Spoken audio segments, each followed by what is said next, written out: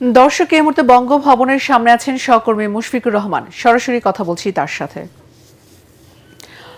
মুশফিক, রাষ্ট্রপতির শপথ অনুষ্ঠানে আপনার কাছে কি তথ্য আছে? ওহিবা, বঙ্গভবনের বাইরে কিন্তু এখন আইন শৃঙ্খলা রক্ষাকারী বাহিনীর তৎপরতা ধীরে ধীরে বাড়ছে। আমরা দেখেছি কিছুক্ষণ আগে পুলিশের ব্যাপক সংখ্যক পুলিশ সদস্য এখানে এসেছেন এবং তাদের যারা ঊর্ধ্বতন কর্মকর্তা আছেন তারা কিন্তু আসলে যার যার দায়িত্ব তাদেরকে বুঝিয়ে দিয়েছেন। কারণ আপনি জানেন যে 7:30 নাগাদ আসলে নতুন রাষ্ট্রপতি মির্জা ফখরুল ইসলাম আলমগীর তার যে শপথ অনুষ্ঠান সেটা শুরু হবে বঙ্গভবনের দরবার হলে। এইটাকে কেন্দ্র করে কিন্তু আসলে আইন শৃঙ্খলা রক্ষাকারী বাহিনী বেশ আগে থেকেই দুপুরের পর থেকেই তারা কিন্তু আসলে তাদের যে তৎপরতা সেটা কিন্তু শুরু করেছে। আমরা এসএসএফকে দেখেছি, তারা এসেছেন এবং পুলিশের ব্যাপক সংখ্যক সদস্য যারা আশেপাশে ছড়িয়ে ছিটিয়ে আছে বিভিন্ন পয়েন্টে আসলে তাদেরকে দায়িত্বে নিয়োজিত করা হয়েছে। আর এখনো পর্যন্ত শপথ অনুষ্ঠানে যে 1200 মেহমানকে দাওয়াত দেওয়া হয়েছে তারা কিন্তু এখনো পর্যন্ত প্রবেশ করেননি। আমরা যতটুকু জানতে পেরেছি বিকাল 5টা 5:30 নাগাদ আসলে তারা ঢোকা শুরু করবে।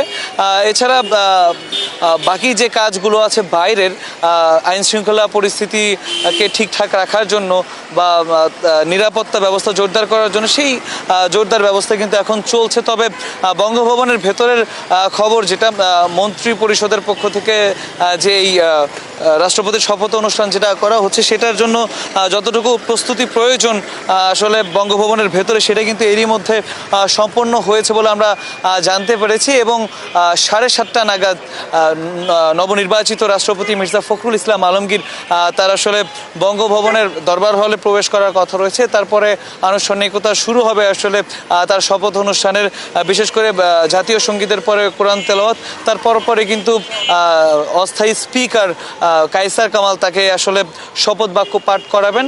এর মধ্যে রাষ্ট্রীয় গুরুত্বপূর্ণ যে অতিথি আছেন তারা উপস্থিত থাকবেন এবং দেশের 23তম রাষ্ট্রপতি হিসেবে আসলে নির্বাচিত গতকালকেই হয়ে গেছেন মির্জা ফখরুল ইসলাম আলমগীর।